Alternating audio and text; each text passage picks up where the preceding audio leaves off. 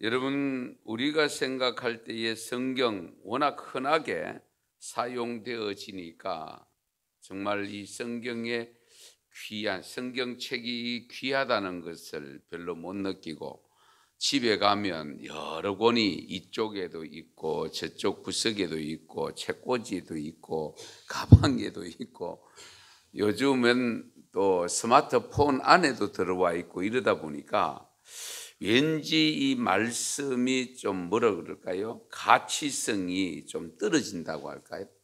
그런 경향이 없지 않아 있습니다.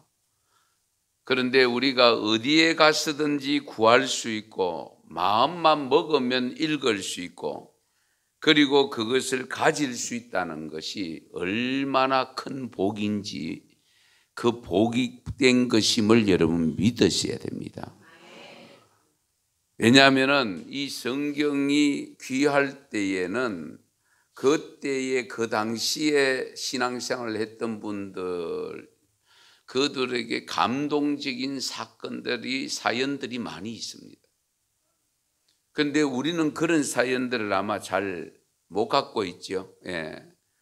뭐 교회 간다 그러면 사다 주시고 하니까, 읽기도 싫은데 갖다 주시고 하니까, 안 받을 수는 없고 받아놓고는 아무데나 얹어놓는, 꽂아놓는 이런 성경이 되어져 가고 있는데, 우리 대한성서공회가 생기게 된 것은 영국의 성공회를 통해서 생기게 되었습니다.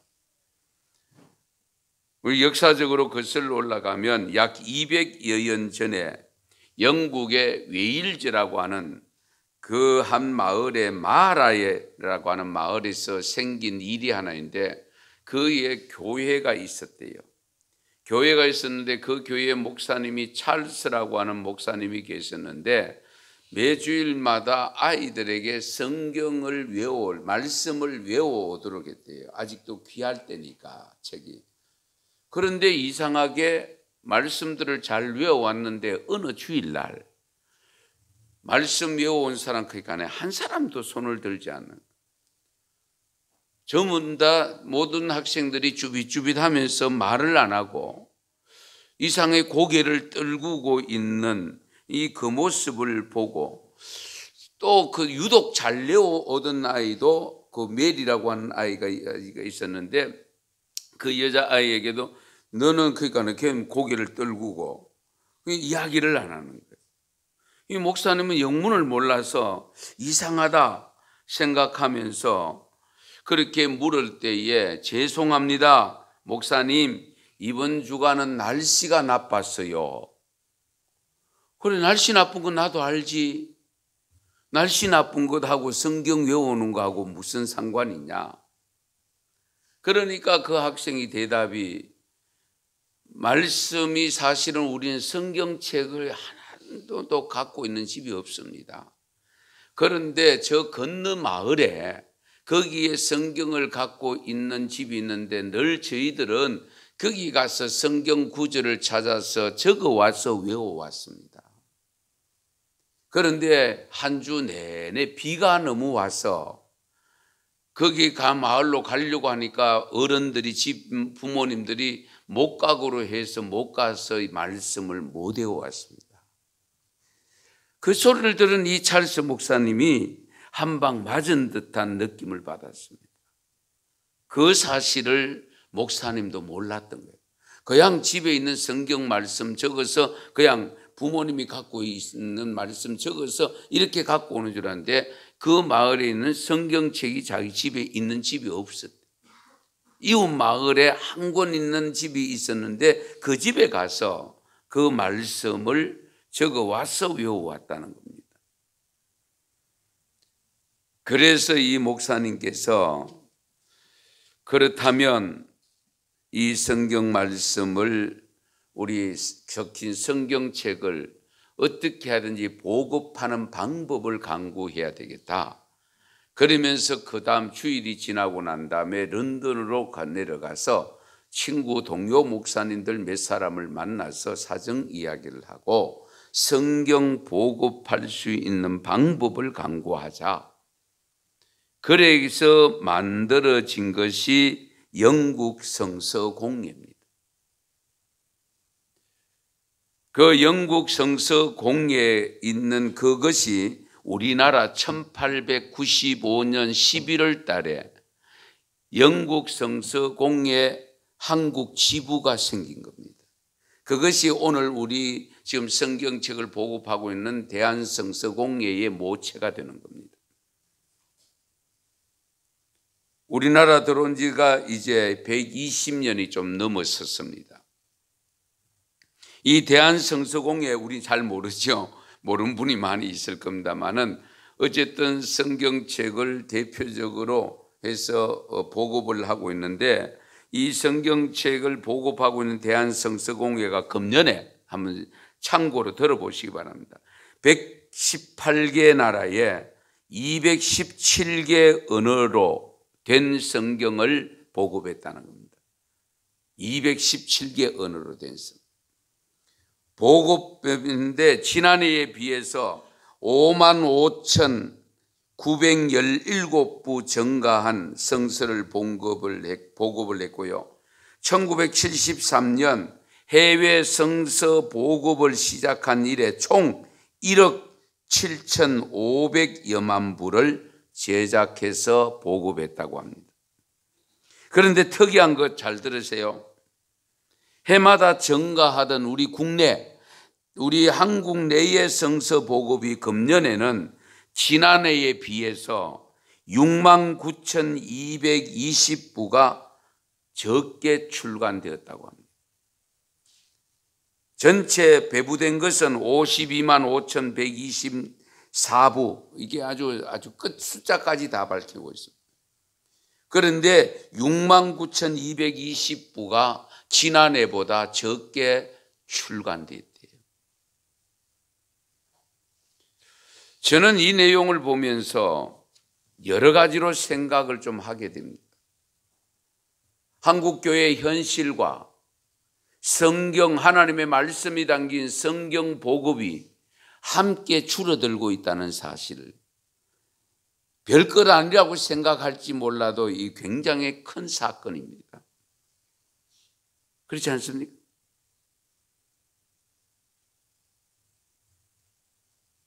이런 가운데서 우리가 살아가는 삶 속에서 수많은 책들이 있지만은 세계적인 베스트셀러가 성경이잖아요. 별로 안 믿는 모인데요. 세계적인 베스트셀러가 성경입니다. 예. 우리는 성경이 너무 많이 다양한 종류로 정말 우리 모든 개개인마다 취향에 따라 선택할 수 있도록 디자인이라든지 뭐 사용 용도에 따라서 보기에 따라서 좋은 성경들이 너무 많이 보급되니까 귀한 줄 모릅니다. 예. 그래서 교회들마다 가보면 뒤에 성경책 보고는 그냥 뭐 던져놓기도 하고 꽂아놓기도 하고 정리해가 놓으면 그 다음 주일에 또 예배 드리고 나면 또 흩어져 있고 너무 가치 없이 취급당하는 이 하나님의 말씀을 볼 때에 안타까운 모습이 없지 않아 있습니다. 물론 우리가 이 지면을 보면은 하얀 것은 종이고 검은 것은 글씨고 그렇잖아요. 이 내용을 모르는 사람들 앞에 갖다 놓으면은 그렇습니다. 그러나 적어도 오늘 예배를 드리는 우리들만은 이것이 하나님의 말씀이라는 것을 믿고 있지 않습니까? 그러면 하나님의 음영 말씀이 담긴 것인데 이걸 함부로 우리가 다룬다는 것은 우리 자신들의 자세가 문제가 아닐까요? 이것을 우리가 깊이 생각해 보셔야 됩니다. 그런데 하나님의 말씀은 왜 우리가 읽어야 되느냐? 왜 들어야 되느냐? 왜 학습을 해야 되느냐? 하나님의 가르침, 하나님의 뜻이 담겨 있기 때문입니다. 그것을 우리가 알아야 되기 때문입니다. 옛날 어른들 하잖아요. 알아야 뭘 하죠? 연장. 연장도 알아야 되는데 우리가 말씀을 알아야 뭐 천국 가는 길이 어떤 길인지, 왜 믿어야 되는지, 왜 이 말씀을 가까이 해야 되는지 알지. 그렇잖아요. 읽지도 안 하고 듣지도 안 하고 그러면 모르면은 알 수가 없는 거잖아요. 아무리 좋은 책이라도 책꽂이 많이 꽂혀 있으면 뭐합니까? 읽지 않으면 무용지물입니다. 물론 하나의 장식은 될 수 있습니다. 많은 분들이 와서 야, 책 많이 읽었네, 이 소리는 들을 수 있습니다. 그런데 하나도 안 읽었잖아요. 네. 가끔 제 이제 목양실에 들리는 분들이 뭐 이게 목회를 잘 모르는 분들이 와서 목사님 이 책 다 읽었습니까? 그렇게 물을 때 제가 참 대답하기 곤란하거든요. 그럼 제가 이렇게 대답합니다. 목사의 방에 있는 책은 도서관 책입니다. 이해가 되십니까? 이거 다 읽지는 않았지만 필요에 따라 언제든지 꺼내볼 수 있는, 읽을 수 있도록 하기 위해서 비치해 놓은 책이 많습니다. 그 뜻이거든요. 자, 어쨌든 간에 그 중에서도 우리가 하나님의 말씀이 담긴 성경책. 그런데 왜 성경을 우리가 읽어야 되느냐? 오늘 본문 말씀에서 해답을 주고 있습니다. 우리 오늘 요한계시록의 말씀은 사도 요한이 밤모섬에서 하나님의 계시를 받고 기록한 것이고, 우리 요한복음은 그냥 우리 일반 제자로서의 요한에 의해서 기록이 되어 있는데요. 오늘 말씀에 특별히 요한계시록 1장 3절 말씀 너무 잘 아는 말씀이죠. 여기에 기록된 말씀을 읽는 자와 듣는 자와 그 가운데 기록한 것을 지키는 자, 그것을 지키는 자가 뭐가 있다고요? 복이 있다. 예. 그런데 복 받는 길이 이렇게 쉬운데도 안 하잖아요. 복음 받기를 원하면서도 복 받는 길을 가르쳐 주고 있는데도 안 가잖아요.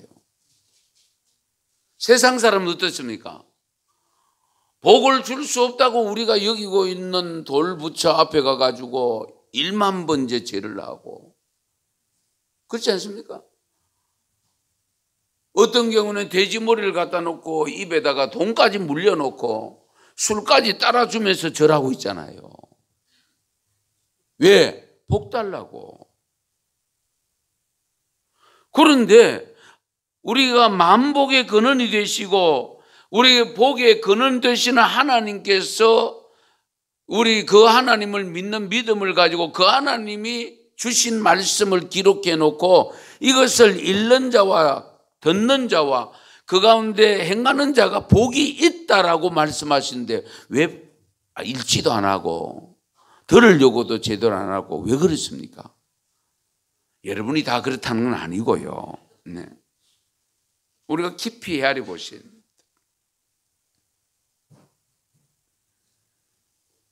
우리가 정말 복 받기를 원하면서도 복 받을 좋은 방법이 있는데도 우리 그 방법을 사용하지 않는 어리석은 모습이 내게는 없는지 한번 깊이 헤아려 보시면 좋겠습니다. 새들은 안 먹어도요 9일 동안 살 수 있고요, 사람은 안 먹어도 12일 동안은 살 수 있다고 하네요. 개는 20일 동안 안 먹어도 살 수 있고요, 거북이는 500일을 살 수 있다고 합니다.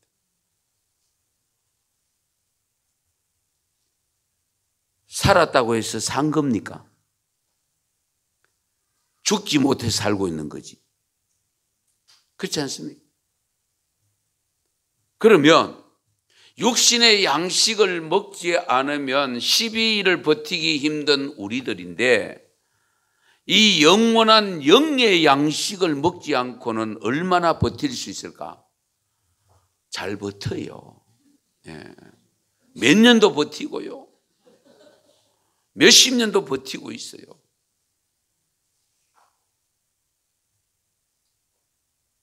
매일 먹어야 하는 영의 양식인데도 불구하고 안 먹고 잘 버티고 잘 살고 있으니까 괜찮은 줄 알고 안 보는 경향이 있습니다. 예. 그러므로 우리는 항상 건강하기 위해서 매일 3끼씩 챙겨 먹어야 하듯이 말씀도 매일 많이 먹느냐 적게 먹느냐 그 양의 차이는 별로 중요치 않습니다. 먹느냐 안 먹느냐가 중요한 것이지. 이 말씀을 읽기라도 하세요. 예. 묵상이 안 되면 우선은 읽기라도 하세요. 아멘 좀 하이소. 아멘도 안 하고 뭐 안 읽겠다는 건지. 예. 가르쳐 주시고 있는데도. 예. 그러면 왜 우리가 하나님의 말씀을 읽고 듣고 그 가운데 기록한 걸 지켜야 되느냐, 순종해야 되느냐? 복 받는 길이기 때문에. 그러면 어떤 복이 주어지느냐? 이것은 오늘 읽은 말씀에는 없습니다. 성경 전체에서 찾아보려고 합니다. 우리가 성경을 읽어서 복을 받는다고 하는데 어떤 복들이 있는가? 첫째는 뭐니 해도 구원의 복입니다. 구원의 복. 예. 디모데후서 3장 15절에 보면 또 네가 어려서부터 성경을 알았나니 성경은 능히 너로 하여금 그리스도 예수 안에 있는 믿음으로 말미암아 구원에 이르는 지혜가 있게 하느니라. 구원에 이르는 지혜가 있게 하느니라. 예. 그래서 성경을 읽어야 구원이 뭔지를 알고 구원의 길이 뭔지를 알아야 그 길을 걸어갈 수 있잖아요. 만에 하나라도 오늘 혹시라도 여러분 가운데 구원의 확신이 없는 분들이 있다면 성경을 읽으세요. 읽으세요.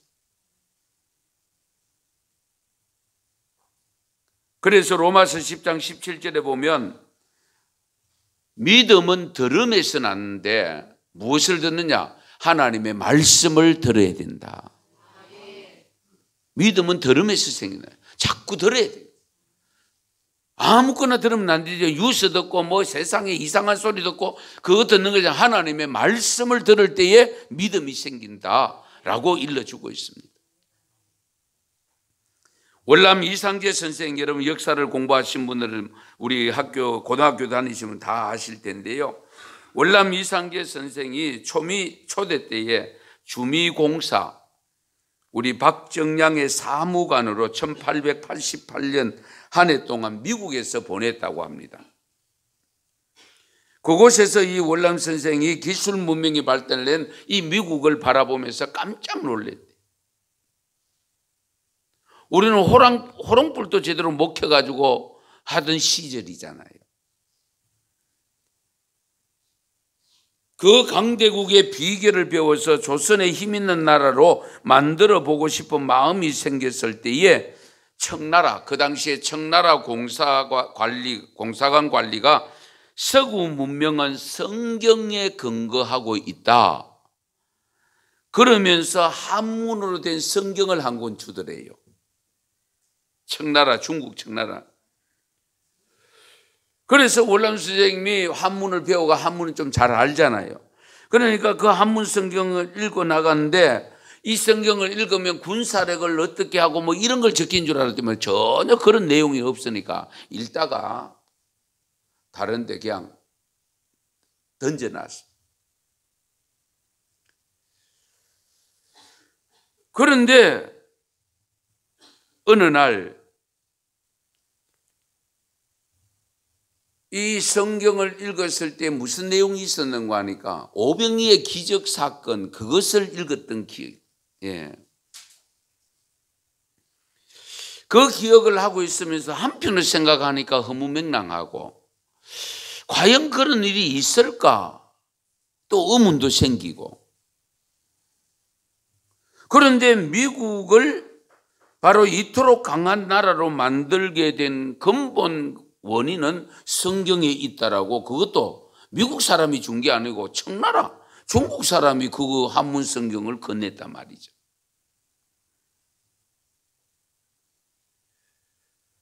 액면 그대로 읽어서는 안 될 욥법이 정말 이 책 속에 있는가 하고 또 집어들었대요. 버려놨던 성경을. 그래도 얼마 안 읽다가 또 던져버렸대. 거기 뭐 무기 제조법 같은 비결이나 뭐 군대를 어떻게 조직하거나 뭐 이런 것이 있을 줄로 알았는데 그런 내용 전혀 발견을 하지 못합니다. 그런데 그 성경을 던져놓고 15년이 지난 다음에 옥중에서 성경을 읽게 됩니다. 옥중에서.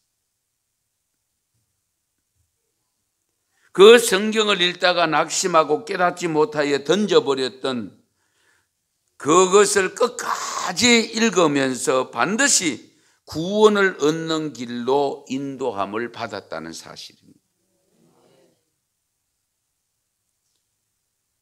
감옥 속에 있으니까 뭐 읽을 거라고는 그것밖에 없잖아요. 그리고 24시간 시간은 똑같고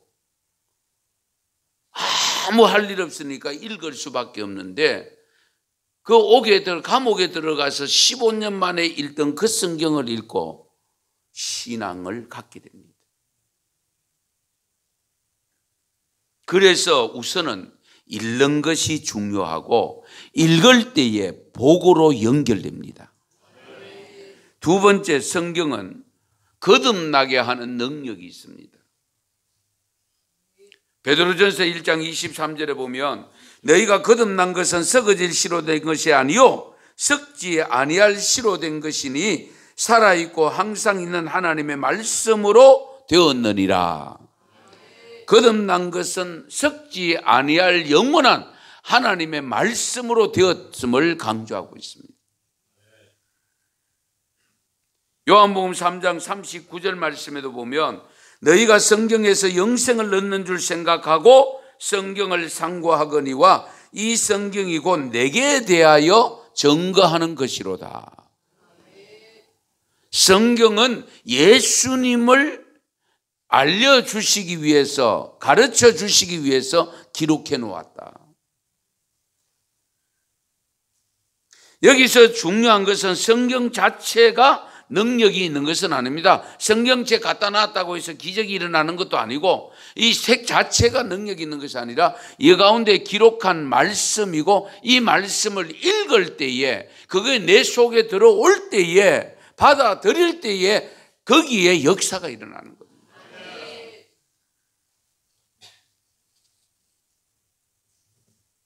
결국 성경을 읽으면서 발견하는 것은 예수님을 발견하는 거예요.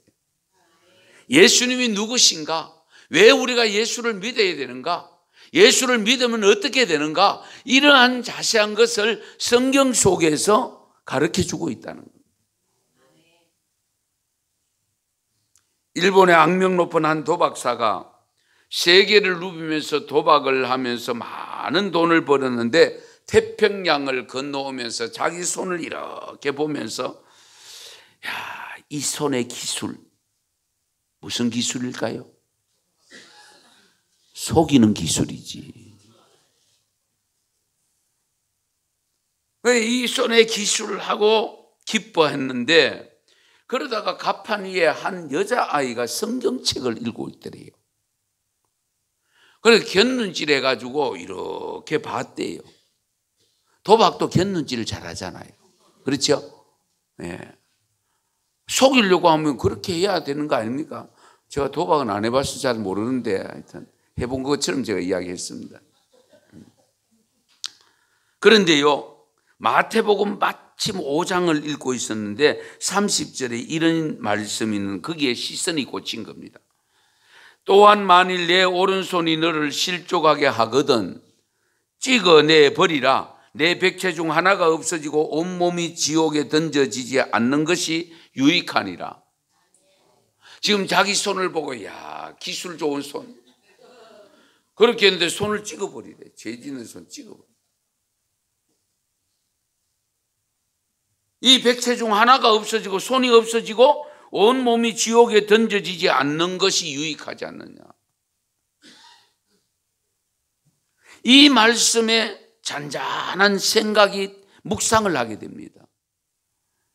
그러는 가운데서 하나님의 음성이 자꾸 들리는데요.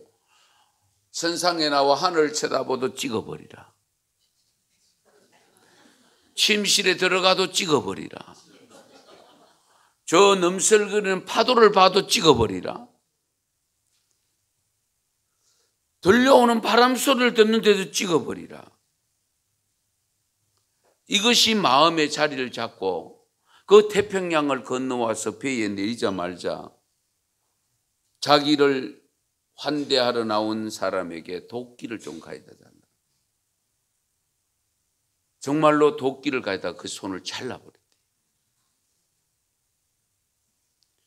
이 한 청년이 이 멀쩡한 손을 자기 손으로 도끼로 잘라버리니까 경찰이 붙잡아갔어. 자초지종 이야기를 들어보니까 이것은 예사롭지 않는 것이라서 마침 목사님을 불러서 목사님께 인도를 했대요.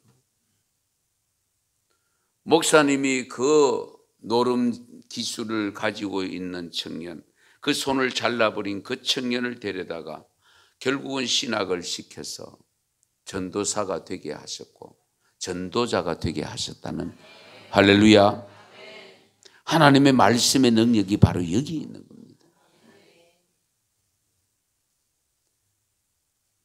거듭나게 하는 능력이 있습니다. 그 다음에 세 번째 어떤 능력이냐? 속 사람을 감찰할 수 있는 능력을 갖고 있습니다. 속 사람입니다. 히브리서 4장 12절 말씀에 보면 우리가 자주 인용하는 말씀인데요. 하나님의 말씀은 살아있고 활력이 있어 좌우의 날선 어떤 검보다도 예리하여 혼과 영과 및 관절과 골수를 찔러 쪼개기까지 하며 마음의 생각과 뜻을 어떻게 한다고요? 판단하신다.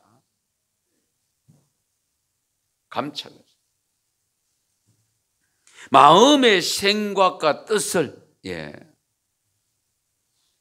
말씀은 우리의 더러운 속을 다 들여다볼 수 있는 거울과 같습니다. 말씀을 보는 순간에 내 속 사람을 어떻게 해요? 다 알게 만들고 나의 마음의 상태가 지금 어떤 상태인가를 깨닫게 만들잖아요.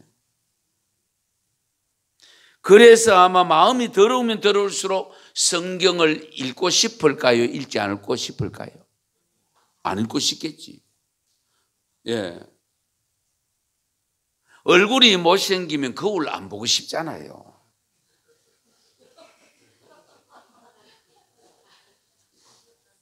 보면 화가 나는데 그런 경우가 있잖아요. 그렇지요? 마찬가지로 우리가 죄를 범한 사람이 아니 이 말씀 안 읽지 왜 읽겠어요? 읽으면 속 사람을 다 드러내야 되니까, 다 드러나니까.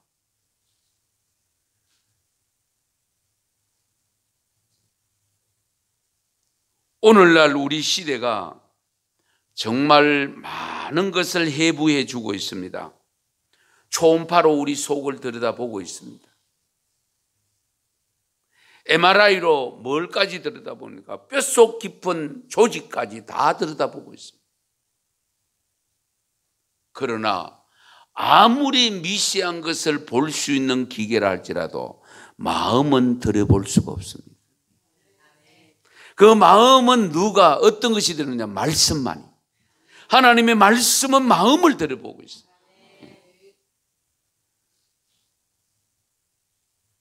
그래서 사도행전 2장 37절 38절에 보면 베드로가 성령의 능력을 받고 마가다락의 능력을 받고 말씀을 전할 때에 그 말씀을 듣고 있는 사람들이 마음에 찔렸다라고 했습니다.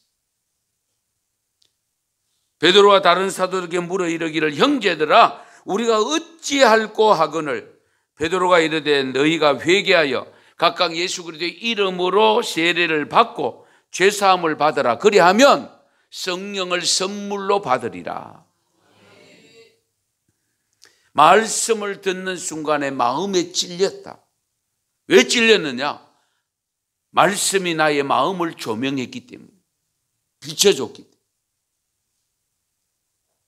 그래서 가끔 설교도 안 들으려고 하는 경향이 있을 수 있습니다. 왜? 말씀 들으면 자꾸 찔리거든. 예. 여러분, 찔리는 아픔이 있을 때에 감사할 수 있어야 됩니다. 왜? 그 마음을 고쳐야 된다는 것을 깨달을 수 있게 만들어 주셨거든요. 그러면 회개하면 우리 하나님이 또 용서하시잖아요. 예. 그건 감사하세요. 느헤미야 8장에 보면 이스라엘 백성들이 한동안 그 당시에 성경책도 없고 그냥 책 한 권 갖고 오면 오로지 제사장 손에 있어서 제사장만 읽을 수 있는 그런 상황입니다. 백성들이 하나님의 말씀이 없이 방황하고 있을 때에 이 성경책이 없던 그 시절에 결국 학사인 에스라를 불러서 백성들을 불러놓고 오랜만에 하나님의 말씀인 성경을 읽을 때에 성경을 읽어보면 모두가 아멘, 아멘, 아멘으로 화답했다고 했습니다. 그래서 그 모든 백성들이 말씀을 듣고 회개의 눈물을 흘렸다. 그래서 그동안 지키지 않았던 절기를 다시 지키기 시작합니다. 그래서 우리는 말씀으로 돌아가야 합니다. 말씀을 가까이 하셔야 됩니다. 우선은 읽었어야 되고 읽지를 못하면 어디 가면서라도 듣기라도 들어야 되고 말씀을 읽고 들었을 때에 깨닫는 말씀이 있으면 내 가슴 속에 담고 묵상하고 그때에 회개할 것이면 회개하고 고쳐나가면 하나님께서 복을 주십니다. 그 다음 네 번째 복은요, 죄를 짓지 않게 하는 능력이 있습니다. 지은 죄를 회개케도 하시지만은 처음부터 말씀을 알면, 말씀을 제대로 알면 죄를 짓지 않게 하십니다. 시편 119편 11절 말씀에 보면 내가 주께 범죄치 아니하려 하여 주의 말씀을 내 마음에 두었나이다. 범죄치 않으려고 말씀을 내 마음에 두었다. 말씀이 생각나면 어떻게 돼요? 죄를 못 짓고 죄를 지었어도 회개하게 되죠. 예. 베드로가 3번 부인하고 나가서 다구름 소리를 듣는 순간에 주의 말씀, 예수님이 일러주신 말씀이 생각나서 통곡에 하면서 회개했잖아요. 예. 그걸 미리 말씀을 정확하게 알았더라면 부인하지 않았을 텐데, 그렇지 않습니까? 그러나 부인하고도 회개하고 돌아오니까 다행이지. 가룟 유다는 돌아오지 않고 자살을 해버렸기 때문에 문제가 되잖아요. 예. 같은 죄를 범했습니다. 시편 37편 31절에 보면 그 마음에는 하나님의 법이 있으니 그 걸음은 실족함이 없으리로다. 하나님의 말씀이 있으니 그 걸음은, 걷는 걸음은 실족함이 없다. 죄를 범하지 않는다 그 말입니다. 죄 짓는 곳으로 가지 않는다 그 말씀입니다. 예, 말씀이 있으니까 가다는데 네 거리로 가면 안 돼. 그래서 시편 1편을 읽어보면 복 있는 사람은 악인의 길을 쫓지 아니하고 죄인의 길에 서지 아니하고 오만한 자리에 앉지 아니하고 여호와의 율법을 어떻게 해요? 주야로 묵상하는 자로다. 할렐루야. 그러니까 말씀이 내 안에 많이 들어와 있으면 있을수록 죄를 덜 짓게 됩니다. 하나님의 말씀을 가까이 읽고 듣고 그것을 우리 가슴 속에 새기고 있으면 그만큼 거룩한 삶으로, 성결한 삶으로 이어진다 그 말씀입니다. 그래서 죄악이 넘실거리고 마지막 주님이 오실 때가 되면 분명히 이 세상은 죄투성입니다. 절대로 선하게 나아지지 않습니다. 왜? 그건 성경에 기록해 놨어요. 더 악해지고 더 더러워지고 더 불의해지고 더 어렵지 못하고 더 쾌락의 길로 타락의 길로 가게 되어 있습니다. 그래서 예수님이 심판하러 오시는 거예요. 그 가운데 우리가 어떻게 해야 살아남을 수 있을 건지가 말씀을 가까이 해서 죄를 덜 짓고 말씀을 가까이 해서 지은 죄를 회개하고 돌아서면 하나님이 구원해 주시는 거예요. 이런 복이 있기를 축원합니다. 그래서 에베소서 6장 16절에서 17절에 이런 말씀입니다. 모든 것 위에 믿음의 방패를 가지고 이로써 능히 악한 자의 모든 불화살을 소멸하고 구원의 투구와 성령의 검 곧 하나님의 말씀을 가지라. 성령의 검 하나님의 말씀, 이것은 공격용 무기입니다. 무기도 방어용이 있고 공격용이 있습니다. 하나님의 말씀은 공격용 무기입니다.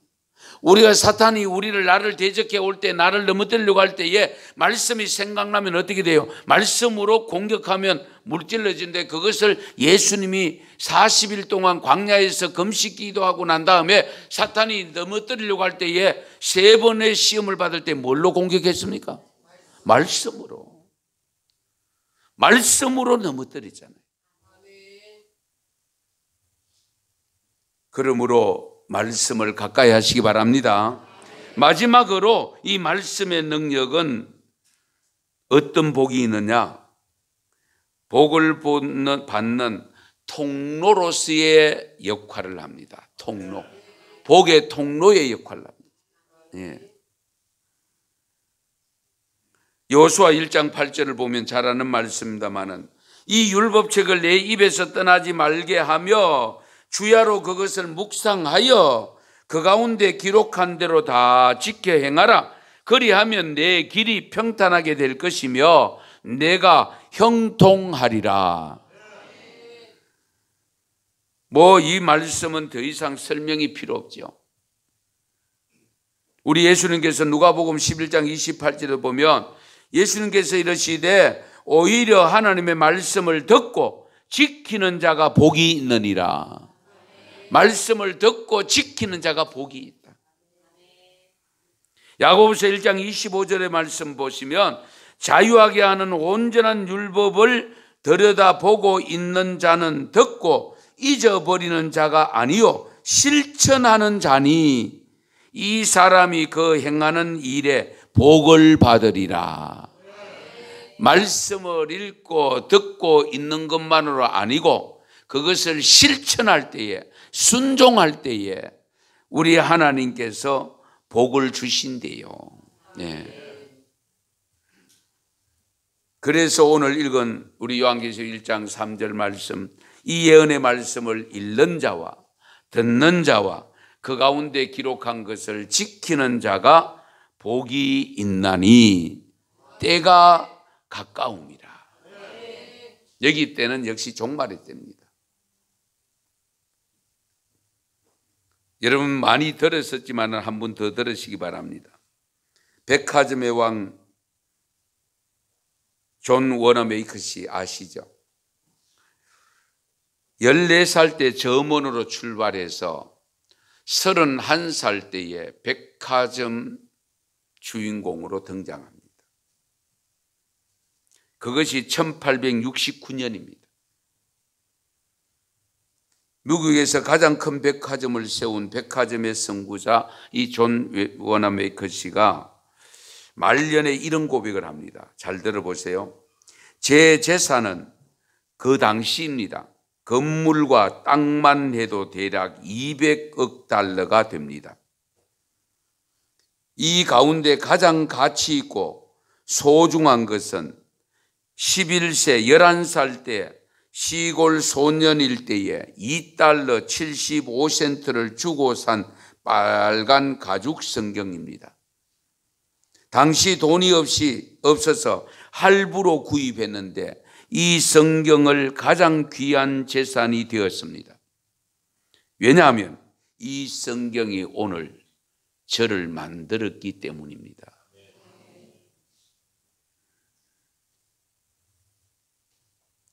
그래서 이 존 워나 메이커스의 유명한 일화가 있는데요. 50여